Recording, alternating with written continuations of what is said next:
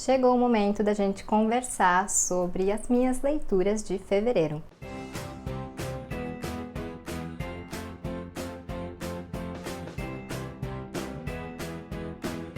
Então, mais um mês se passou e cá estou eu para conversar com vocês sobre os livros que eu li no mês de fevereiro. Já adianto aqui que foi mais um mês feliz de leituras espontâneas, então isso tem me deixado muito feliz, como eu faço questão de repetir em todos os vídeos recentes de leituras do mês. Antes da gente começar, vou pedir para vocês, o de sempre, que é se inscrever aqui no canal, caso não sejam inscritos, curtir, compartilhar esse vídeo porque ajuda bastante na divulgação do conteúdo e também vou deixar o meu obrigada aos membros do Clube da Manita. Antes de eu conversar com vocês sobre os livros que eu li em fevereiro, vou falar sobre a minha TBR, que é inexistente.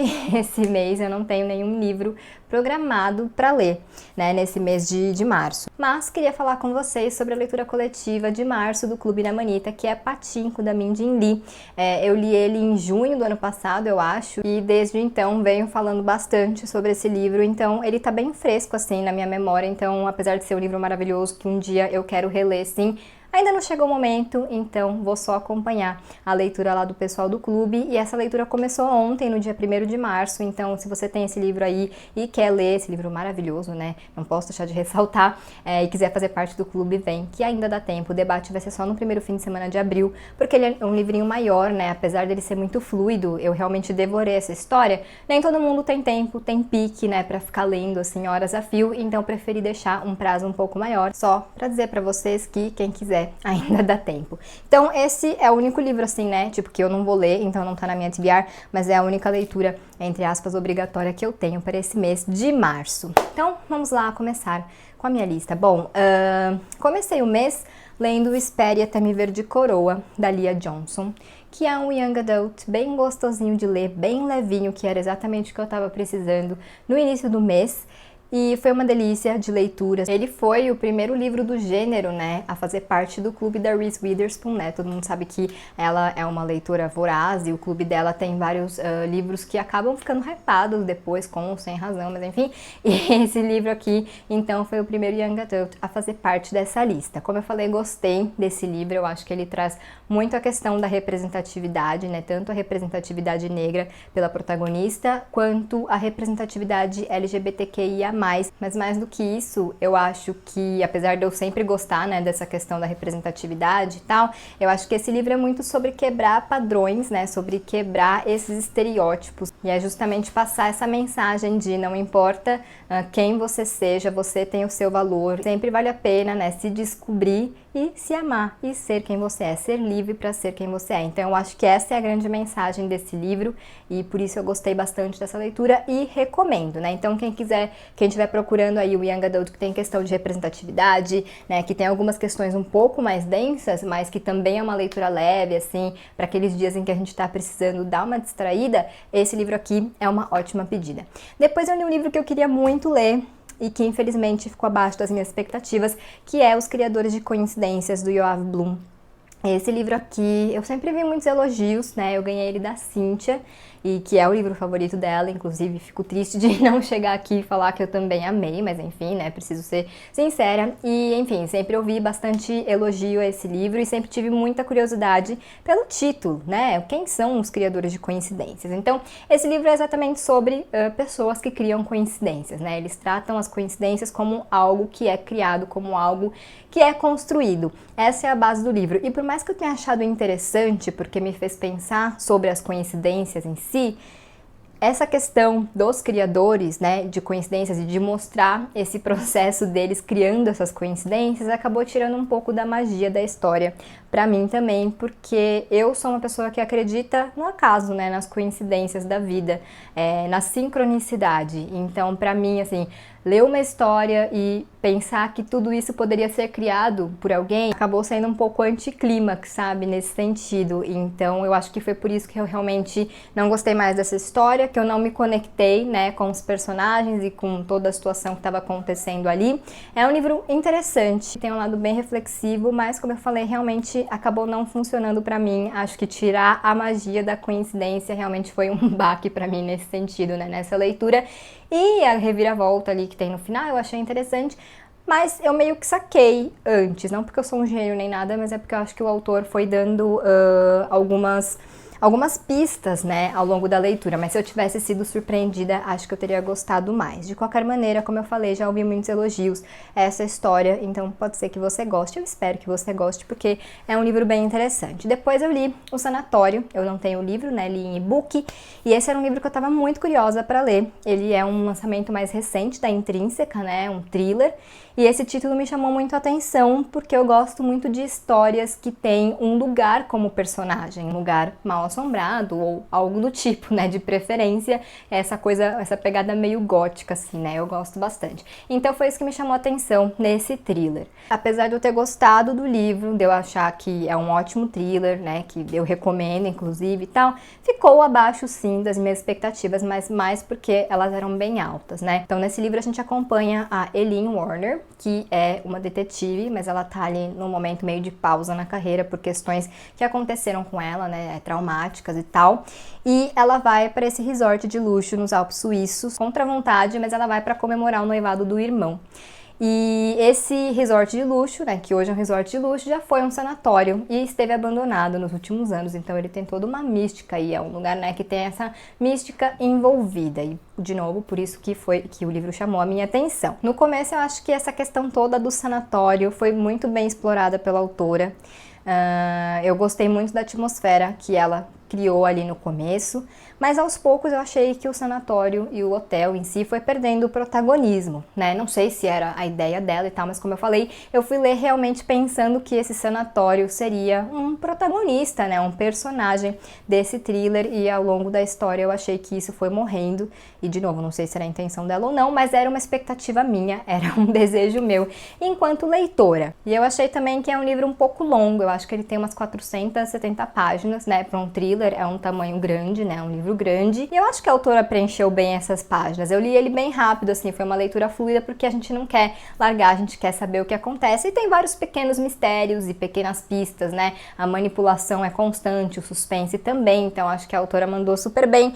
Mas pra mim faltou essa questão, né, do sanatório em si, como realmente um protagonista dessa história, de certa forma.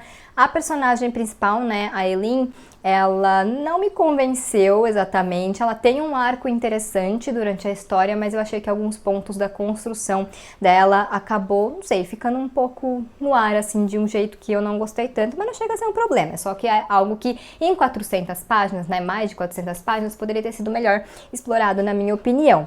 E o final, o último capítulo, é bem legal, eu achei bem interessante, porque ele deixa ali asas para a nossa imaginação. Mas, como eu falei, eu tinha visto muitos comentários positivos, muito positivos, então eu tinha uma expectativa de que o sanatório pudesse ser um thriller, assim, um livro genial, sabe? Tipo daqueles thrillers, né, que pra mim seria A Paciente Silenciosa, Por Trás de Seus Olhos, enfim, e não foi. Ele é um thriller bom, ele cumpre o papel, né, tem um bom suspense, tem reviravoltas, às vezes surpreende, às vezes a autora vai realmente por caminhos que a gente já estava esperando, mas no geral é um livro bem bom, bem escrito, com uma trama interessante, mas é isso, não é genial, eu não achei genial. E no fim, toda a motivação do que acontece ali e tal é muito bem bolada, mas eu achei que foi uma tentativa de abordar um tema, que eu não vou falar qual é, né, para não dar nenhum tipo de pista, nenhum spoiler, mas de abordar um tema que é importante, sim, mas que eu não sei se cabia ali naquele contexto, sabe? Então, isso tudo acabou fazendo com que a leitura fosse positiva, fosse boa, mas que ficasse abaixo das minhas expectativas, né? E como eu sei que muita gente tá querendo ler O Sanatório, já fica aí esse aviso para vocês saberem melhor o que esperar, né? Assim, de acordo com a minha experiência, né? Mas então, eu espero que vocês gostem. Como eu disse, foi uma leitura bem fluida, uma leitura gostosa de fazer, mas eu acho que tinha alguns pontinhos que podia ser melhor. Depois eu li A Nuvem, do Neal Shusterman, que é o segundo livro da trilogia O Ceifador. Esse livro aqui tá na minha lista, né, para ler esse ano, para desencalhar, porque eu li O Ceifador em setembro de 2020, adorei, e não continuei a série por motivos que nem Deus sabe explicar.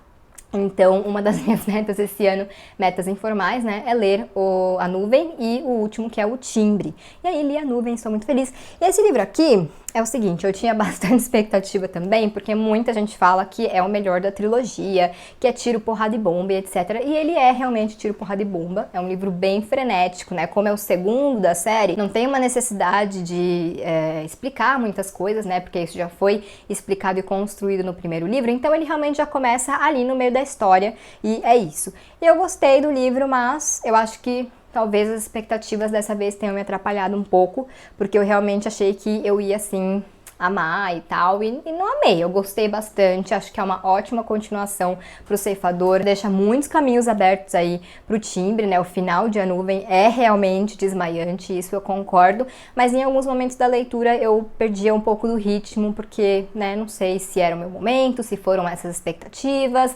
enfim, ou uma mistura dessas duas coisas, mas em alguns momentos eu realmente perdia um pouquinho, assim, daquele ímpeto de ler. Mas apesar de ter gostado mais de O Ceifador, eu acho que A Nuvem não cai o nível, sabe, na série, né? Realmente continua ali no mesmo padrão, e agora eu tô ansiosa para ler O Timbre, para ver o que acontece, né? Como que essa história termina, porque como eu falei, como todo mundo fala, o final de A Nuvem é realmente, assim, uau, né? O que vai acontecer? Tantas coisas podem acontecer e coisas que às vezes a gente não quer, né, dentro dessa história, então eu realmente estou bem curiosa.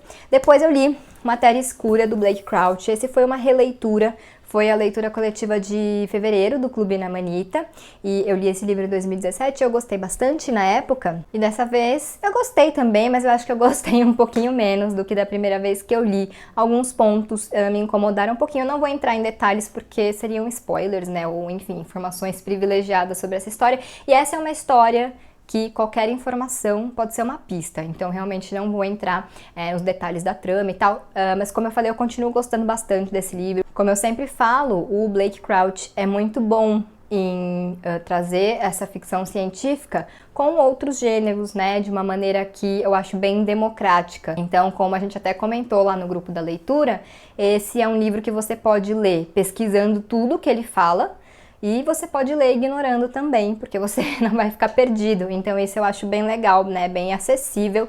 E ele traz também outros elementos, né? Tipo, tem uma pegada de thriller, tem ali uma história de amor, tem questões existenciais e, claro, o lado da ficção científica, né? Então é realmente um livro bem versátil nesse aspecto.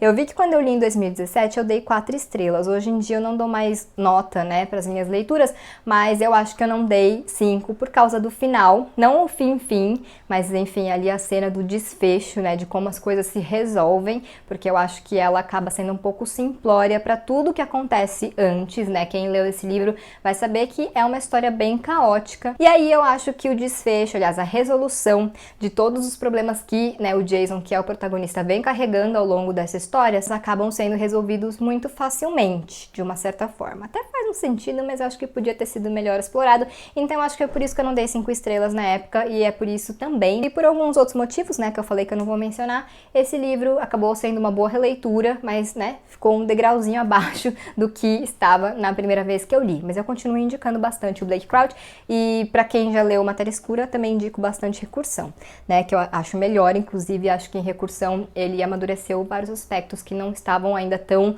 redondos quanto em Matéria Escura. E por último, eu li O Jogo Perigoso, do Stephen King. Eu terminei ele ontem, era março, mas foram só 15 páginas que eu li ontem, então eu considerei ele como uma leitura de fevereiro, e fiquei feliz, porque eu sempre fico feliz quando eu leio um livro do King, e eu li um em janeiro, li um em fevereiro, então eu estou muito feliz por isso, e gostei bastante do livro, mas assim, esse livro é muito pesado. Talvez seja o livro mais pesado que eu já li dele, porque aqui, ó, fica a lista de gatilho, né? Tem assédio sexual, tem abuso sexual, e com outros detalhes que eu não vou falar para não dar spoiler, tem necrofilia, tem muitas cenas gráficas, enfim, é realmente um livro muito pesado, não tem um minuto de paz.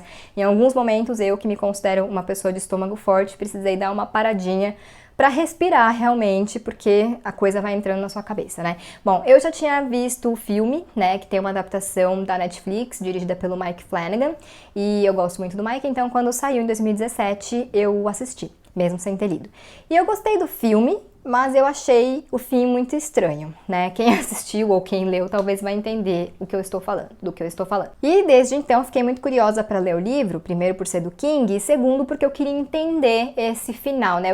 Eu queria saber como que o King fez na obra original. Bom, pra quem não sabe, né, eu não falei, mas esse livro aqui é sobre a Jessie, né, ela e o marido, o Gerald, vão para uma casa de campo e ele algema ela com o consentimento dela num primeiro momento. Depois lá de algumas coisas, ele tem um ataque cardíaco e morre, e ela continua algemada. Então essa é a sinopse da história, e o que a gente acompanha é a Jessie tentando sair dessa armadilha que acabou sendo criada para ela, né. Então é basicamente essa a história, mas é claro, né, que tem flashbacks, ela começa ali a entrar num processo de, não de loucura exatamente, mas de alucinações, enfim, né, porque afinal ela tá numa situação muito extrema, e aí a gente vai conhecendo o passado dela, coisas que levaram ela, de certa forma, àquele momento, e esse passado acaba também influenciando nas coisas que ela vai fazer, né, nas tentativas dela de sair dessa situação. Então é um livro muito interessante.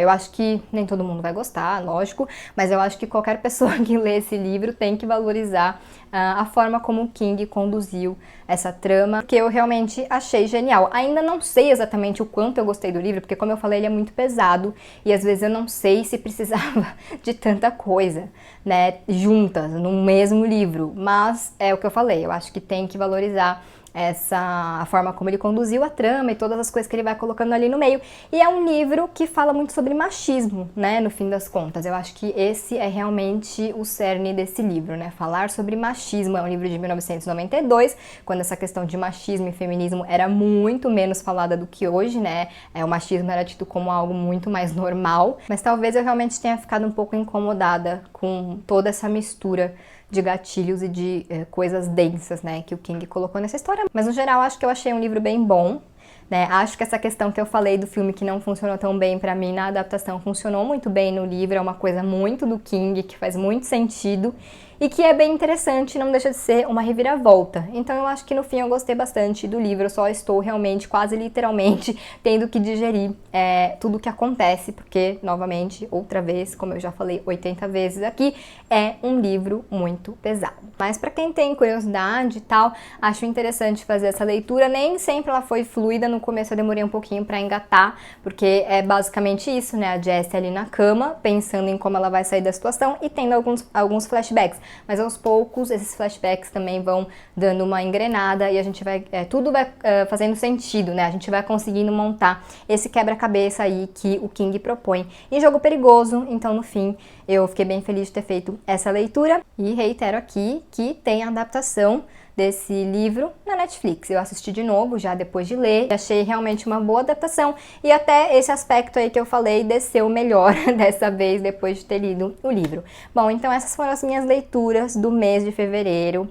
Fiquei muito feliz, né? Como eu falei, não teve assim, nossa, um favorito e tal, mas eu fiquei feliz de ter feito essas leituras espontâneas, livros que, né, o Espere Até Me Ver de Coroa já estava aqui fazia um tempo, Criadores de Coincidências também, A Nuvem estava aí na minha meta, O Sanatório que eu queria muito ler, apesar de ser um lançamento e tal. Então eu fiquei bem feliz com essas leituras. Eu sempre tento reforçar essa questão da espontaneidade nas leituras e da gente não se cobrar tanto em quantidade de leituras quanto em livros que a gente tem que ler, etc.